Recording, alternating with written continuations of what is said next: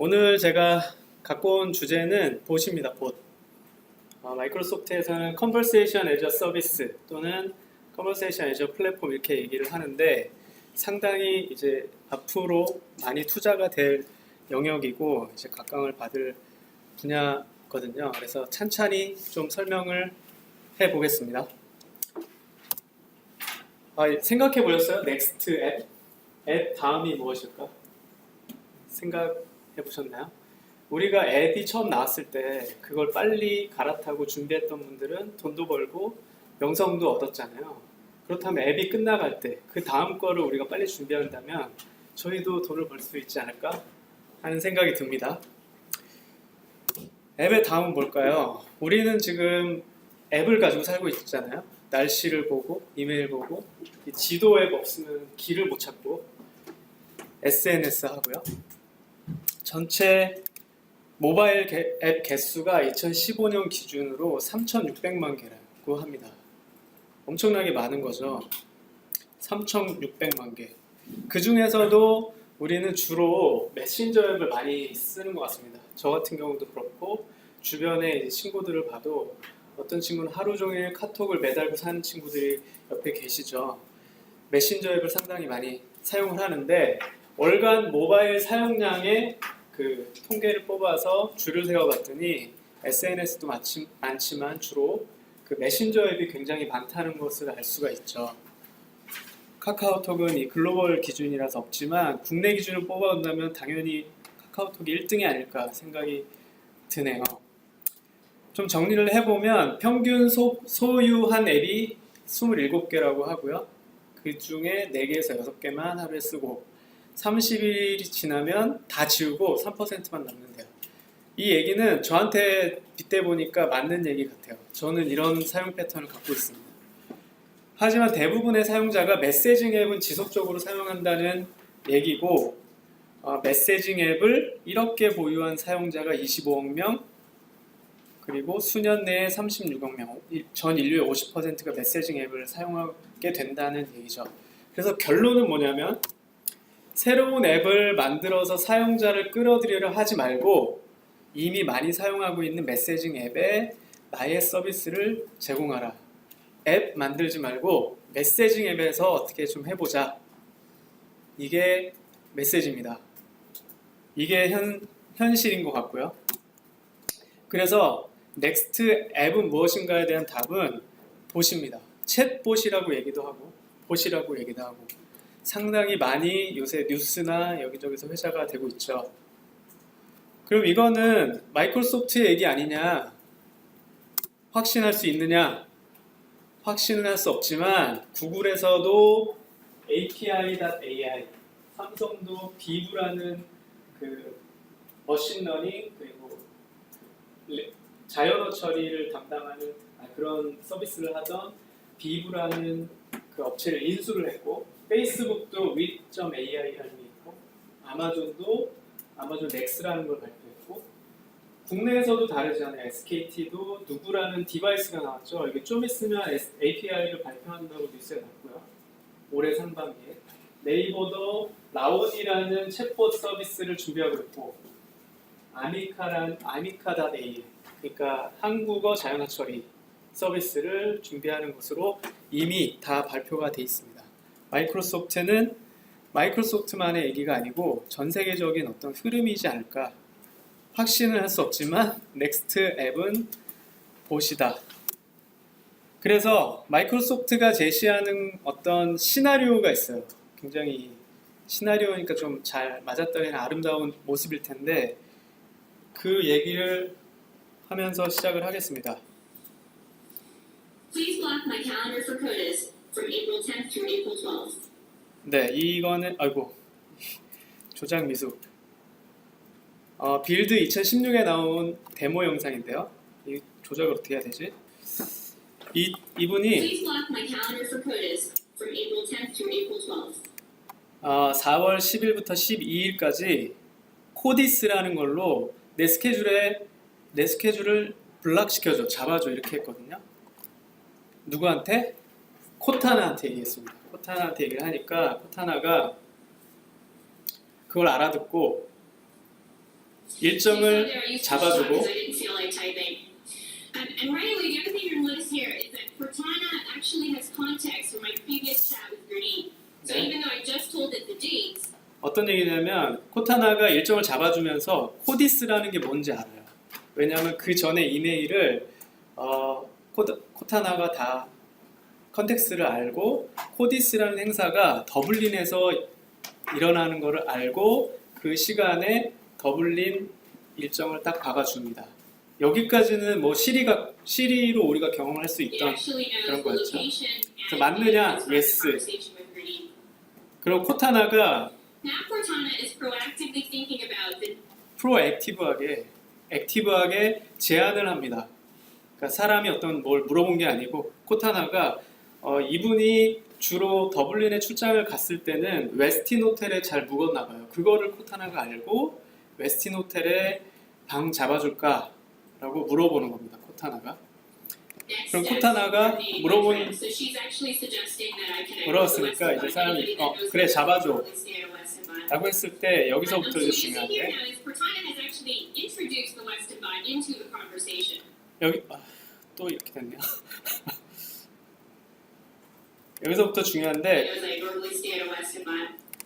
코타나가 웨스턴 호텔 봇을 대화에 초대를 하는 겁니다. 웨스턴 호텔 봇을 초대를 하는 겁니다.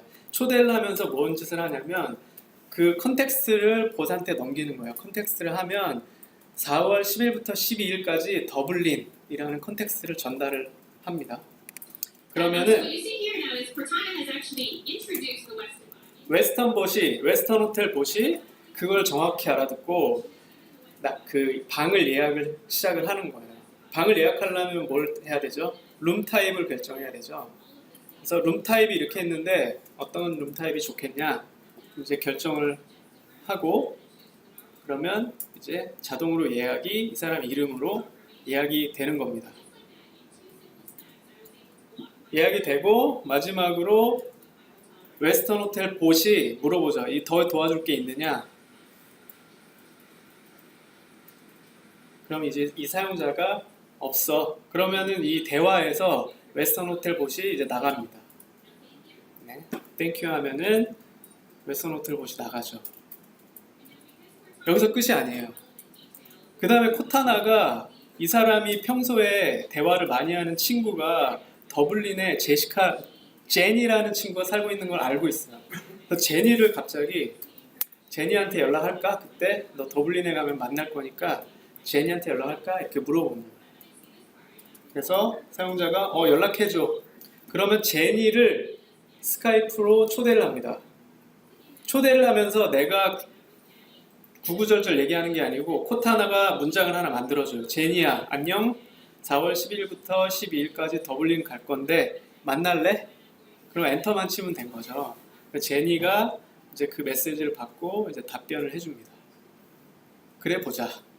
뭐 이런 식입니다. 그래서 이게 일련의 어떤 미래의 어떤 시나리오죠. 요새의 그 앱으로 사는 우리들의 시나리오는 조금 다르고 뭔가 자연어가 막 처리가 되고 굉장히 자연스러운 흐름이 이제 흘러가는 거죠.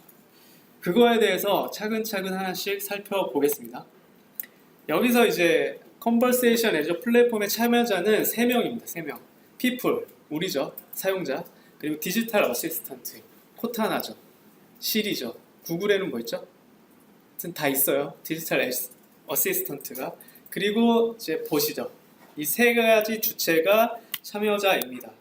그리고 우리의 말과 글이 UI가 되는 거예요. 어떤 우리 앱에서 보는 그런 UI가 아니고 우리의 내추럴 랭귀지, 말과 글이 새로운 UI가 되고 그 앱의 다음은 봇이고 디지털 어시스턴트가 메타 앱이다. 그리고 모든 상호작용에는 인텔리전스, 그러니까 AI가 들어간다는 거죠. 그럼으로써 더 똑똑해지고 그렇다는 겁니다. 그래서 봇을 만들어 볼 건데 4가지 주제를 한번 살펴볼게요. 우리 애저 세미나니까 마지막에 애저 들어가 있어요. 첫 번째, 코타나에 대해서 알아볼게요. 코타나 스킬 킷. 코타나는 퍼스널 어시스턴트고 메타 앱이다. 사실 코타나는 윈도우 10에만 있지 않아요. iOS 앱에도 코타나가 있어요. 깔면 됩니다. 안드로이드에도 코타나가 있고 엑스박스에도 있어요. 하나 더, 스카이프에도 이제 코타나가 들어올 거거든요. 그런 식으로 코타나는 여기저기 있습니다. 코타나가 어떤 행동을 하는데 그걸 이제 스킬이라고 이름을 붙였거든요. 코타나가 사용자를 도와줄 수 있도록 만드는 그 스킬이 세 가지 카테고리인데, 하나는 내추럴 스킬, 뭐냐면 코타나의 자체 기술이죠. 일정을 잡는다던가 타이머를 세팅한다던가. 우리가 이미 시리에서 많이 경험을 했죠. 제가 영어는 잘 못하지만 한번 해볼까요? Hey Cortana, remind me 5 minutes later. 이게 알아듣고 meet my friends. 뭐 이런 식으로 일정을 잡아주는 거. 잘 안되네요. 네.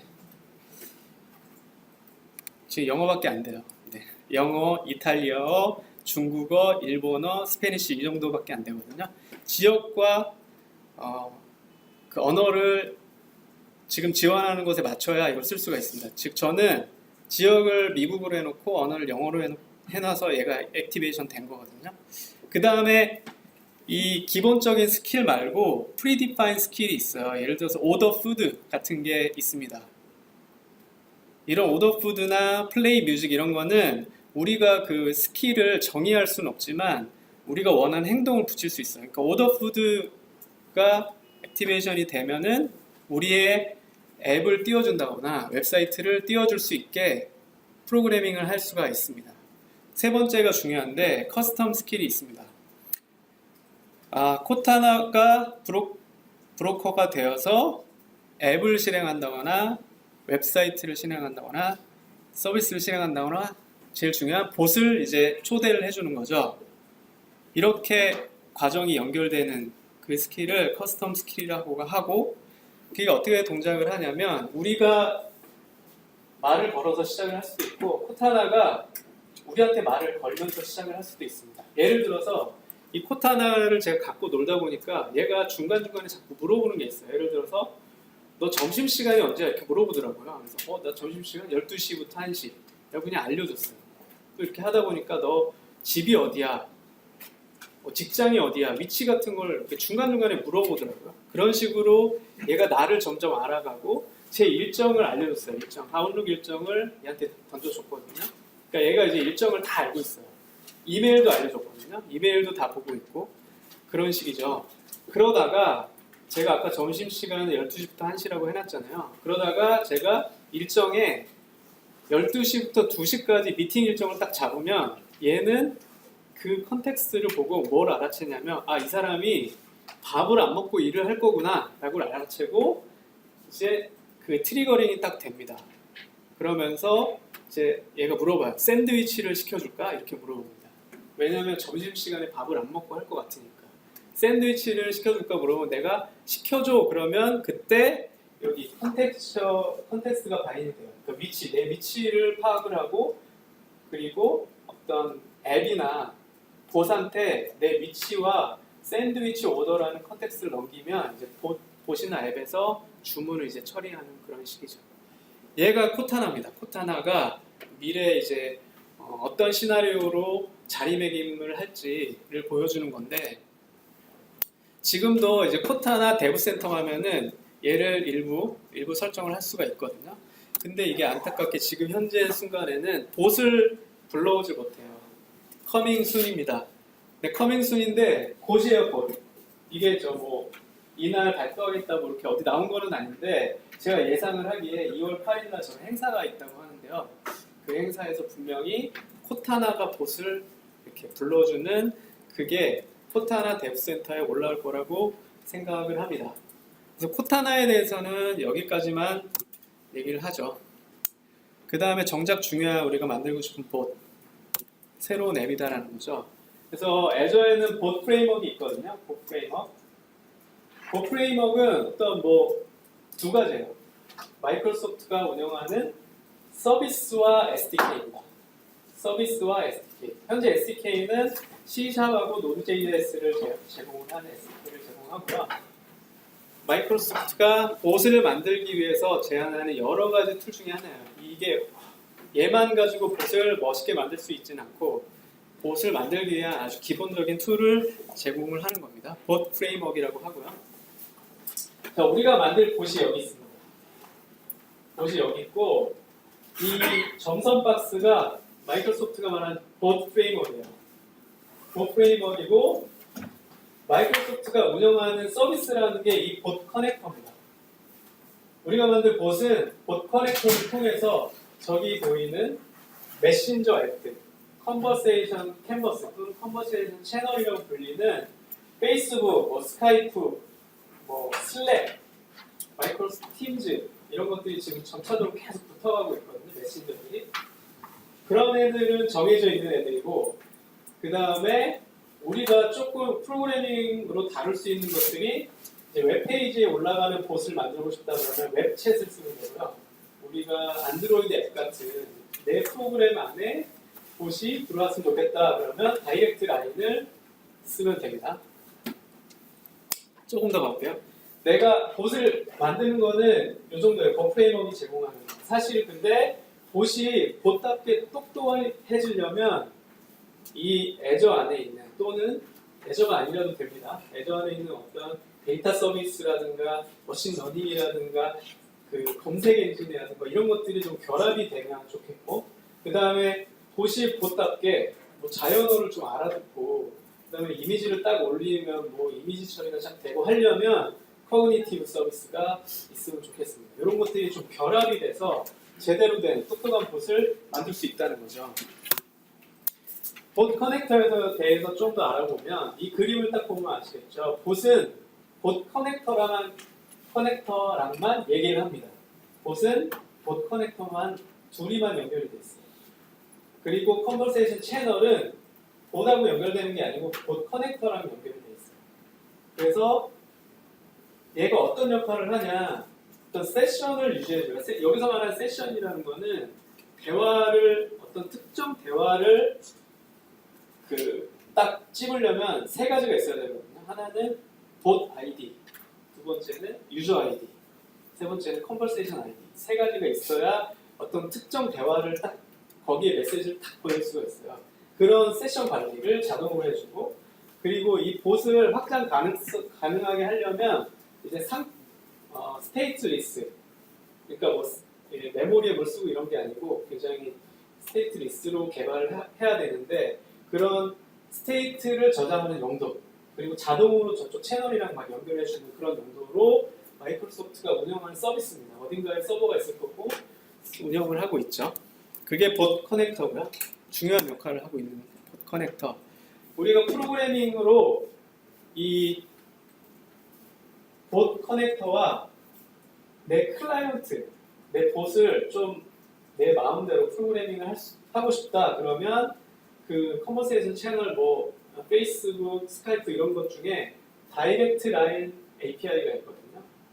결국 모든 게 REST API로 다 구현되어 있기 때문에 이 내가 만들 어떤 안드로이드 앱에 내 봇을 넣고 싶다 그러면 다이렉트 라인 API를 써가지고 봇 커넥터랑만 딱 연결을 시켜주면 돼요. 다이렉트 라인 API에는 몇 개 없어요. 오센티케이션, 샌드, 리시브, 파일 업로드 이 네 가지 주제밖에 없습니다. API가 몇 개 안 됩니다. 걔를 이용을 해서 그 오센티케이션을 해서 토큰을 주고 받으면서 메시지를 보내고 받고 이런 작업을 하는 게 다이렉트 라인 REST API인데 이따가 사례가 하나 있거든요. 조금 더 자세히 설명을 해볼게요. 여기는 한국입니다. 한국에서 스카이프 된다고 아무리 떠들어봤자 이게 안 먹히잖아요. 그렇죠? 여기는 한국이에요. 그래서 카카오톡을 붙일 수 있느냐에 대해서 이제 POC를 진행한 몇몇 팀에서 연구를 많이 했더니 방법이 있더라고요. 카카오톡을 붙인 사례가 2번이 있습니다. 그래서 얘는 증명된 거예요. 잘 돼요. 카카오톡에 가면 옐로우 아이디라는 게 있는데 뭐 어떤 사업하시는 분들이 이 아이디 파가지고 이제 그 유저들이랑 친구 맺어서 대화 주고받고 이런 기능이잖아요. 옐로우 아이디를 하나 따서 그 옐로우 아이디 안에 보면 API로 메시지를 자동으로 보내기 기능이 있어요. API가 제공이 된다는 거죠. 그 API로 커넥터랑 연결을 시켜가지고 이제 봇하고 이제 커뮤니케이션을 할 수 있습니다. 즉 카카오톡에 봇을 심을 수 있습니다. 이런 방법으로 어찌됐건 API로 다 연결이 되기 때문에 카카오톡도 연결이 될 수 있고 두 가지 사례가 있기 때문에 증명이 됐어요. 저는 안 해봤지만. 그리고 개발자 포털을 제공합니다. 여기 밑에 주소죠. dev.botframework.com에 가면은 봇을 이제 등록하고 설정하는 채널들을 설정하는 그리고 테스트하고 관리하는 개발자 포털도 제공을 하고 그 다음에 봇 디렉토리도 있거든요. 그러니까 만들어진 봇들이 이제 쫙 모여 있는 거죠. 거기서 이제 골라서 설치도 할 수 있고, 내가 그 봇을 사용해 볼 수도 있고, 마치 앱스토어처럼 리뷰 절차가 있더라고요. 퍼블리싱을 하면은 이거 잘 만들어졌는지 리뷰 절차가 있고, 그다음에 검색이 가능합니다. 봇 디렉토리도 제공을 하고요. 그 다음에 봇 빌더 SDK를 제공해요. 두 가지로 제공합니다. C#과 Node.js. SDK니까 라이브러리들이 잘 돼 있고, 저는 이제 Node.js를 요새 한참 공부 중이라서 Node.js를 해보려 했으나 C#이 좋아서 C#으로 많이 했는데 가장 중요한 클래스가 다이알로그라는 클래스더라고요. 이 대화들이 여기서 정의가 되고 재사용되고 그런 거죠. 그리고 또 중요한 클래스가 이제 스테이트를 유지하는 그런 스테이트 관련 클래스들이 있고, 근데 그 도큐먼트를 보면은 그 대화의 종류가 좀 이렇게 미리 만들어진 한 세 가지가 있고, 그 다음에 내가 만들 수 있는 대화가 있거든요. 루이스 다이알로그 이따 나올 건데, 자연어 처리 API가 딱 붙어 있는 그 라이브러리를 제공해서 빨리 만들 수 있는 루이스 다이알로그를 제공하고, 프롬프트 다이알로그, 폼 다이알로그 이런 걸 제공을 하거든요. 좀 이따 코드를 보시면 어떤 건지 금방 아실 수 있을 겁니다. 어찌됐건 C#과 Node.js로 되어 있는 SDK를 제공하고 있다. 근데 나는 C#이 아닌데요, 나는 Node.js가 아닌데요 라고 말씀하실 수 있는데, 조금 귀찮지만 좀 기다리는 게 싫다면 나오겠죠. 앞으로 기다리는 게 싫다면 이게 다 REST API로 봇 커넥터랑만 연결을 하면 되거든요. REST API는 공개가 돼 있고, 이게 어떤 언어든 REST API로 봇 커넥터랑만 연결을 해주면 이 SDK랑 같은 기능을 할 수 있습니다. 그리고 또 하나 에뮬레이터를 지원을 합니다. 최신 버전 이제 3.5가 최신에 나왔고, 리눅스, iOS가 아니죠. 리눅스, 맥, 윈도우에서 다 돌아가는 크로스 플랫폼 에뮬레이터가 이제 나왔습니다. 그래서 봇을 한번 만들어 볼 건데, 데모에 너무 무리하지 않고 그냥 흐름만 한번 보여드리는 차원에서 해보겠습니다. 비주얼 스튜디오 쓸 거고 C#을 쓸 겁니다.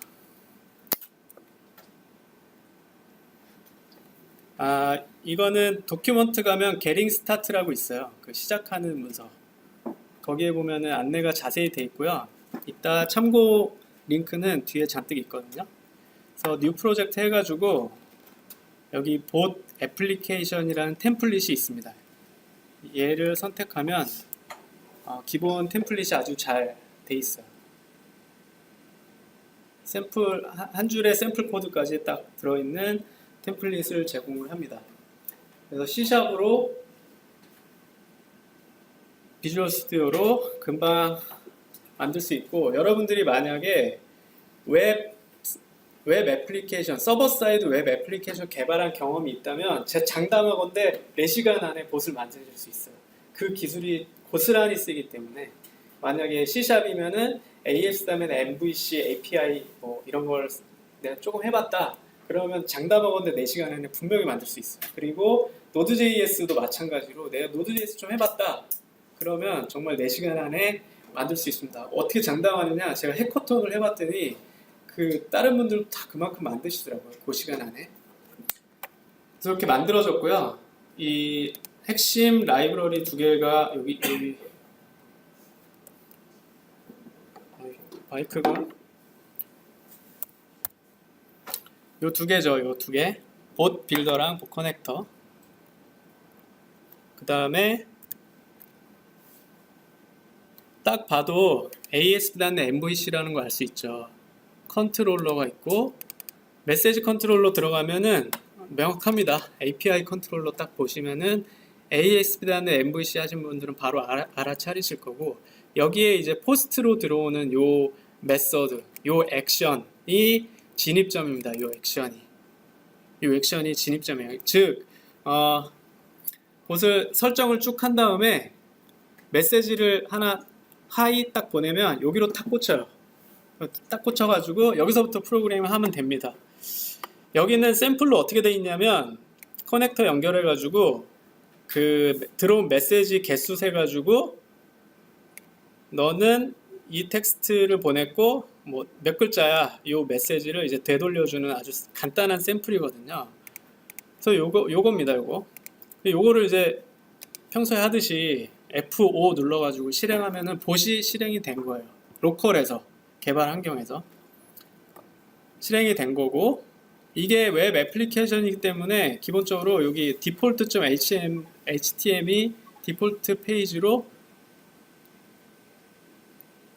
뜹니다. 여기 떴네요.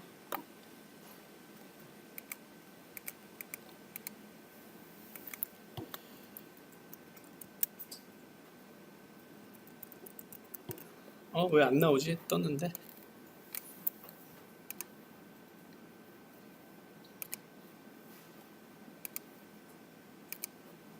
얘인데요, 얘.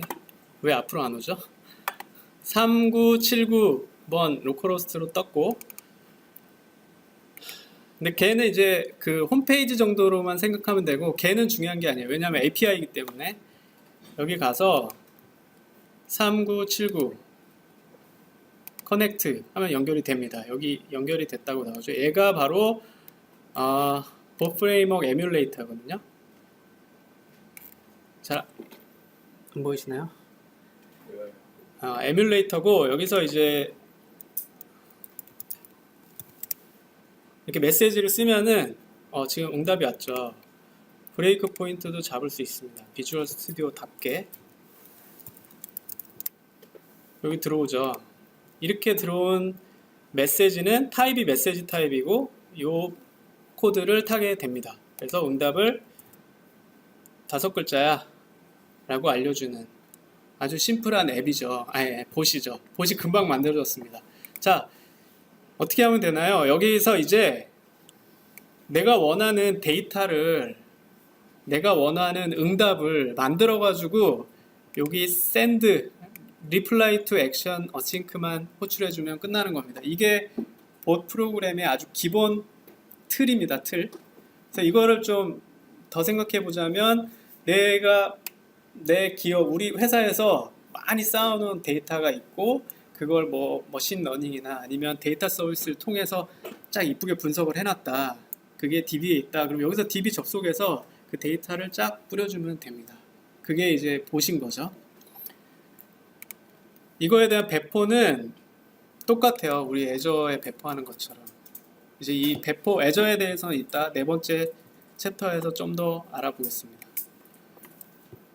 추가로 이제 봇을 그 dev.botframework.com 가서 등록하고 이런 절차가 있는데 그건 이제 매뉴얼을 보시면 그만 아실 것 같아서 더 진행을 해보겠습니다. 여기까지 이제 봇을 어떻게 개발하냐 환경을 좀 살펴봤고요. 그 다음에 봇을 똑똑하게 만들려면 봇 그 자체로만 좀 어렵죠. 왜냐하면 제가 똑똑하게 만들기 위해서 거기다 코드를 넣으면 당연히 되는데 어느 세월에 내 실력에 그 자연어 처리를 어느 세월에 내가 만들어가지고 넣겠습니까? 그런 어마어마한 기술을. 그래서 마이크로소프트는 인지 서비스라는 커뮤니티 서비스라는 20몇 개가 있는 그 API들을 제공을 하거든요. 이렇게 많아요. 이렇게 되게 많고 얘들을 조합을 하면 기존에 우리가 상상 못했던 그런 프로그래밍을 쉽게 할 수 있습니다. 예를 들어서 비전 처리 이런 것들 하면 페이스 인식, 이모션 인식, 그러니까 사진을 딱 올리면 이 사람이 뭐 몇 살이고 남자고 여자고 화가 나 있고 이런 처리 그런 것부터 이 봇에서 가장 중요한 서비스는 랭귀지 언더스탠딩이거든요. 루이스라고 합니다. 줄여서 랭귀지 언더스탠딩 인텔리전트 서비스라고 루이스라고 부르는데 이게 이제 가장 중요한 거고 그 다음에 최근에 나온 Q&A 메이커라는 게 있어요. 걔는 뭐냐면 우리가 웹페이지 같은데 서비스 만들면 이제 Q&A 페이지 있잖아요. 질문 답변이 잔뜩 있는 그 URL을 얘한테 탁 던지면 자기가 질문과 답변을 막 분석을 해서 인덱싱을 딱 해놔요. 그래서 거기다가 뭔가 단어나 문장을 탁 던지면 답변을 알아서 잘 이렇게 짝짝 전해주는 그런 서비스도 있습니다. 그래서 Q&A 봇을 만든다 그러면 저런 애들 갖다가 루이스 딱 붙여가지고 하면 된다는 거죠. 금방 만들 수 있다는 거죠. 항상 이런 데 나와서 금방 됩니다 그러면 사실 사실이 아니죠. 하다 보면 막히고 어려운 점이 분명히 있겠지만 그 개념은 그렇다는 겁니다. 코그닛 서비스는 여기 가면 있고 있습니다. 좀 더 가볼게요. 이게 루이스라는 애 그 웹페이지인데 루이스.ai거든요. 여기에 보면은 루이스는 뭐냐면 이런 문장을 주면은 여기 보면 Could you tell me summary of today 이렇게 돼 있거든요. 이렇게 문장을 주면은 얘가 내가 정의해 놓은 의도 중에 하나에 속하는지를 자동으로 분석을 해서 여기 이제 확률이 나와요. 0.95 확률이 나와서 이 인텐트를 나한테 던져주는 겁니다. 문장을 주면 그 문장의 의도가 뭔지를 나한테 딱 주는 거예요. 굉장히 심플해요. 문장을 주면 얘가 인사말을 하는 건지 문장을 주면 어떤 서머리를 요구하는 건지 이거는 제가 정의한 거거든요. 인텐트를 주고 인텐트와 함께 이런 파라미터를 좀 줍니다. 그러니까 투데이 하면은 서머리를 하는데 오늘자 서머리를 달라는 얘기구나 라는 것을 이 엔티티랑 같이 줍니다. 프리빌트 엔티티 데이트 타입을 같이 주는 형식이거든요. 루이스는 또 이렇게 간단해요. 그래서 API 형태로 되어 있기 때문에 내부 구현은 어떻게 되는지 저도 몰라요. 그냥 문장을 탁 넣으면 인텐트가 딱 나옵니다. 그런 거고 애저 봇을 배포하고 운영하기 가장 좋은 환경은 애저입니다. 애저. 대표적으로 크게 어떻게 보면 이제 세 가지로 나눌 수 있는데 하나는 가장 심플하게 이 봇이라는 게 결국 구현물 자체가 웹 애플리케이션이기 때문에 웹에 올리면은 딱 맞아요. 웹에 딱 배포 딱 눌러서 딱 올라가면 끝입니다. 그냥 바로 돌아가죠. 웹 애플리케이션이라 웹 앱에 잘 어울리는데 최근에 이제 펑션 앱이 나왔잖아요. 펑션 앱이 이제 서버리스인데 펑션 앱도 이제 HTTP 리퀘스트를 받아서 뭔가 처리를 하고 되돌려줄 수 있기 때문에 펑션 앱도 만들 수가 있습니다. 봇을 이제 거기다 씹을 수 있다는 거죠. 그리고 좀 이제 규모가 큰 봇 서비스를 하고 싶다 그러면 저 서비스 패브릭도 하나의 옵션이죠. 사례는 아직 없어요. 서비스 패브릭을 사용한 사례는 없지만 가능하다는 거죠. 자동으로 막 배포되고 스케일링되고 그런 대규모 봇 서비스를 하고 싶다 그러면 서비스 패브릭. 자, 예를 들어서 사용자로부터 어떤 정보를 수집해서 다른 시스템의 결과를 녹이기만 하면 된다. 그러면 요것만 하면 되죠. 요것만.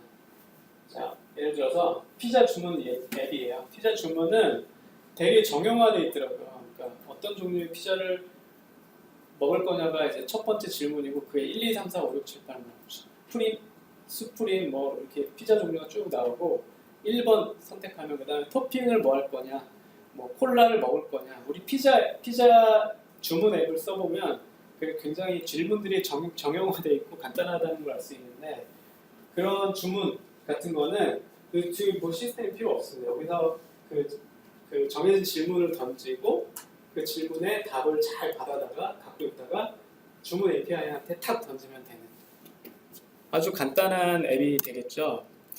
그 앱을 구현할 때는 이제 SDK에 보면 폼플로우라는 게 있어요.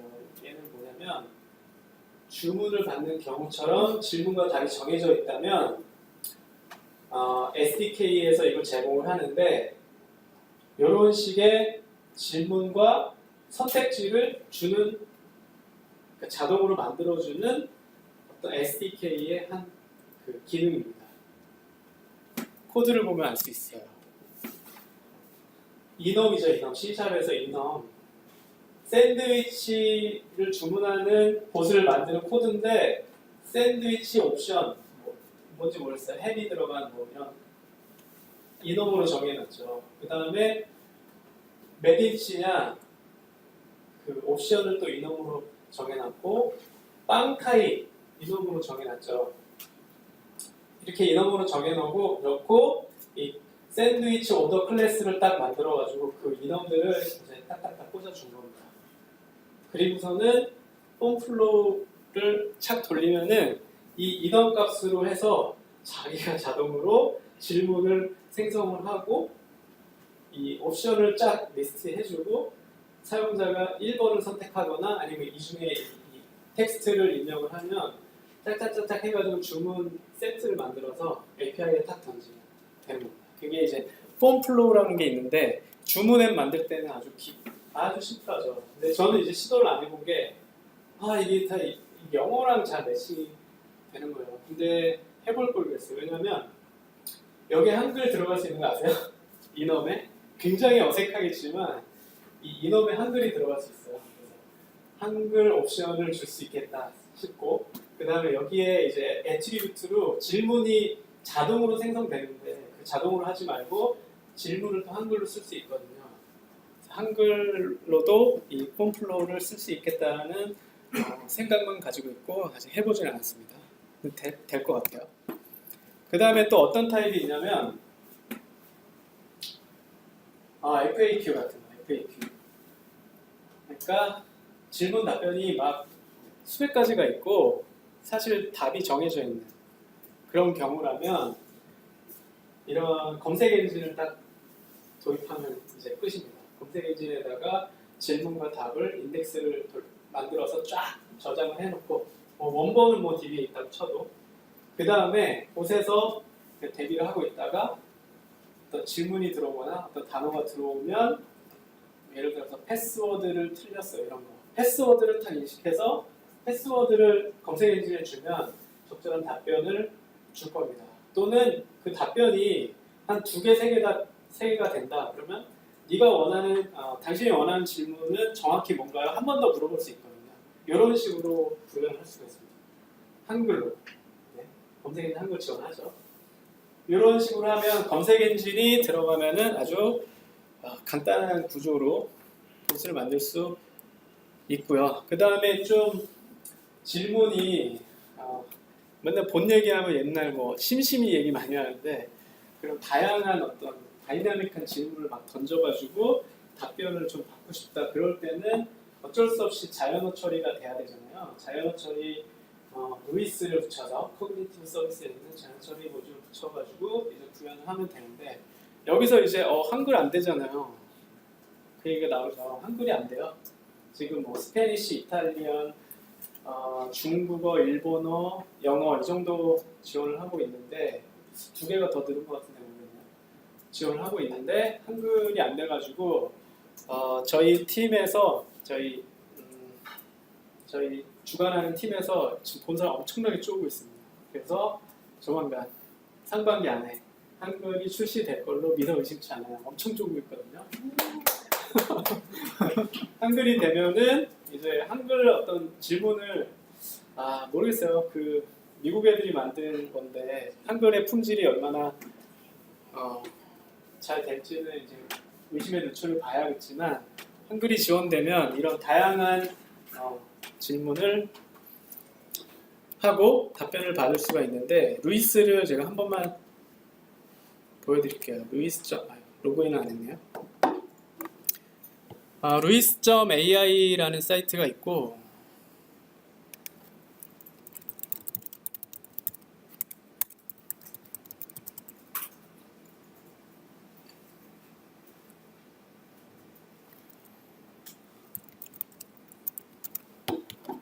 로그인하면 제가 만들어 놓은 게 이제 아마 있을 겁니다. 몇 개 시도를 해본 게 있죠. 그래서 캣봇 이렇게 하면은 제가 인텐트를 이렇게 만들어 놨거든요. 인텐트를 이제 추가할 수 있어요. 의도. 어떤 문장이 들어오면 그 문장의 의도가 뭘까를 내가 미리 정의를 해 놓는 거죠. 만약에 정말 어떤 잡담이나 떠들고 노는 봇을 만들고 싶다. 라면 그 적절한 주제에 대해서 인텐트를 최순실 뭐 이런 인텐트를 주는 거죠. 여기다 쫙 만들어 놓는 거죠. 미리 정의를 해놓고 그 어떤 인텐트와 관련된 엔티티, 그러니까 파라미터들을 또 밑에 이렇게 정의를 해놓습니다.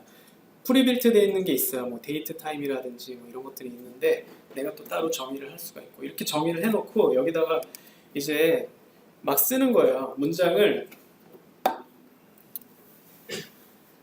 이게 영어밖에 안 돼가지고 아직은 How to use my gift card 뭐 이런 식의 문장이 들어왔다 그러면 얘가 루이스가 이걸 받아가지고 얘는 인텐트가 기프트 카드라는 인텐트로 나는 0.96%로 이제 인지를 한 거죠. 그래서 얘를 나한테 줍니다. 프로그래밍에 주면은 내가 받아가지고 기프트 카드를 어떻게 쓰느냐에 대해서 이제 메시지를 착 던져주면 된다는 거죠. 그리고 이렇게 이걸 이제 운영하다 보면은 못 알아먹는 게 분명히 있거든요. 못 알아먹는 게 여기 잔뜩 쌓여 있어요. 한참 운영을 하면은 그러면 그거에 대한 적절한 인텐트를 이렇게 찾아가지고 여기 트레인 버튼 있죠. 트레이닝을 계속 해주면 됩니다.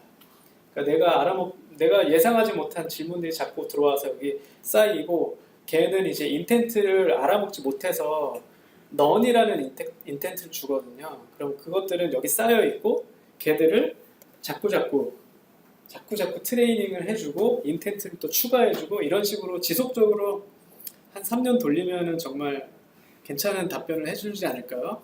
아니면은 어떤 신문이나 어떤 그런 소식들을 쫙 거기서 크롤링 해가지고 갖고 있다던가 뭐 이런 식의 생각을 해보면 재미있는 봇을 만들 수 있을 것 같습니다. 자, 그럼 이 인텐트를 봇 코딩할 때 어떻게 하느냐? 루이스 다이알로그라는 그 SDK에서 제공하는 클래스가 하나 있거든요. 이렇게 생겼어요. 클래스에 루이스 다이알로그라는 그 얘를 상속을 받아가지고 구현을 하고 루이스의 이제 API 키랑 시크릿 키를 넣어주고 그 다음에 여기 보면 딱 아실 거예요. 루이스 인텐트 그리팅 인사.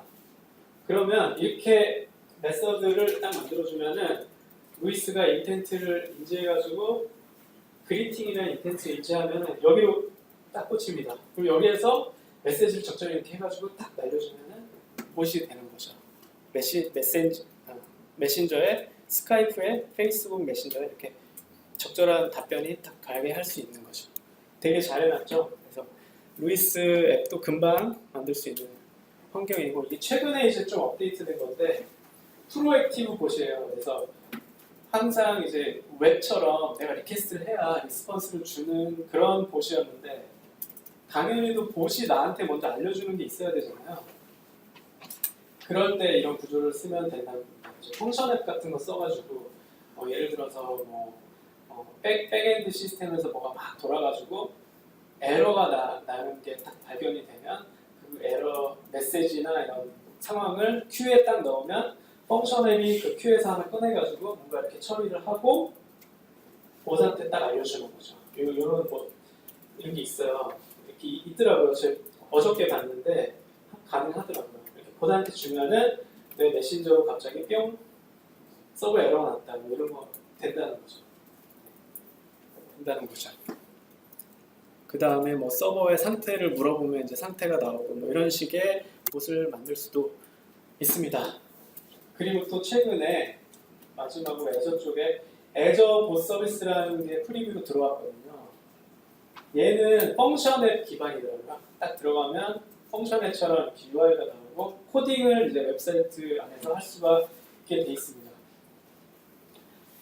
5가지 템플릿을 제공해요. 베이직, 랭귀지 언더스탠딩, 프로액티브, 폼, Q&A 이렇게 5가지 템플릿을 제공해서 딱 클릭하면 소스가 쫙 만들어지고 조금의 이제 모디파이나 하면은 이제 봇이 만들어지는 그런 컨셉이거든요. 그래서 펑션 앱도 있고 웹 앱도 있고 하지만 좀 더 이제 쉽게 봇을 접근할 수 있게 저런 서비스들을 자꾸 만들어내는 것 같습니다.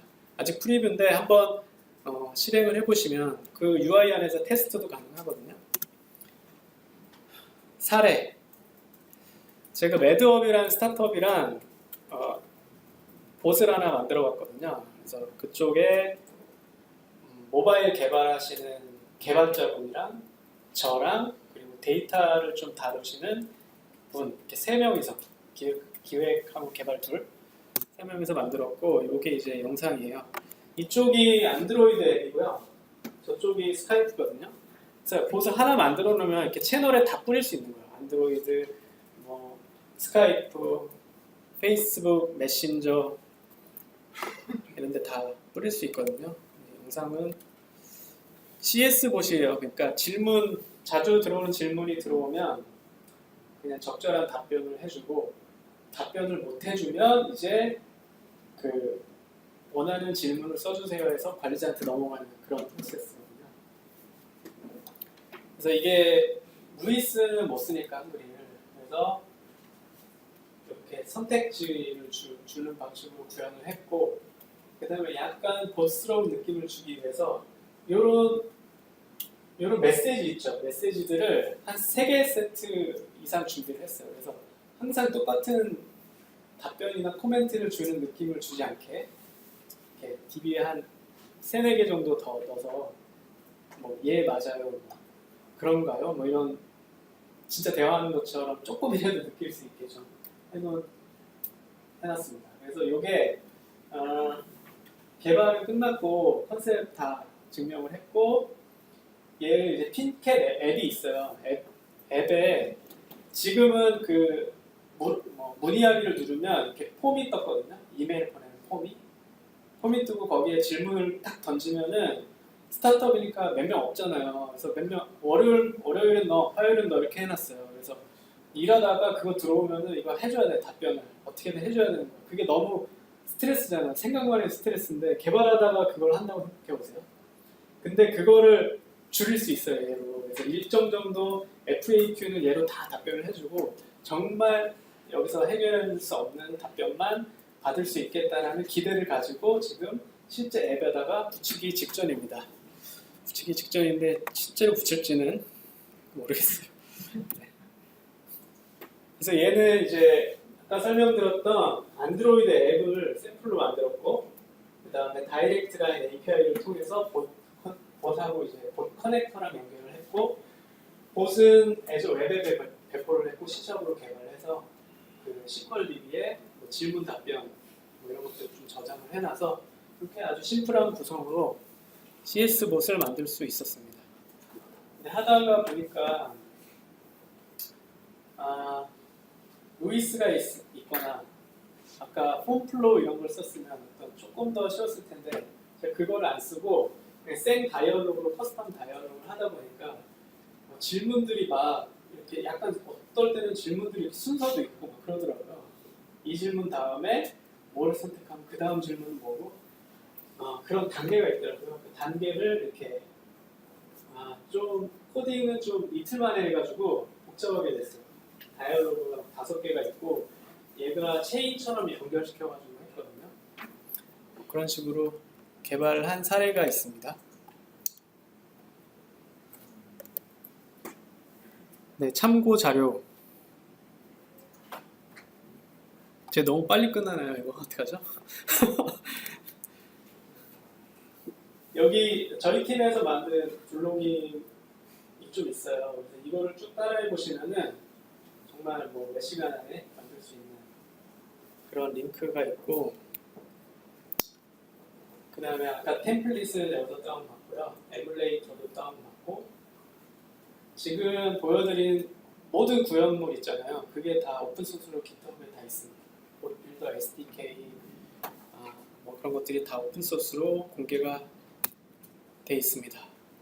그리고 요새 이제 우리나라는 잘 모르겠는데 외국 개발자들이 많이 하는 것 같아요. 이제 스택 오버플로 이런 데 보면은 질문들이 막 증가하는 추세인 것 같고 블로그도 좀 많이 올라오고 그런 것 같습니다. 그래서 채널 라인의 어떤 이런 것들을 좀 참조하시면은 금방 만들어 보실 수 있을 것 같아요. 네. 제가 준비한 내용은 여기까지인데 질문이 있으시면은 해주시면 성씨 한번 답변을 해드리겠습니다.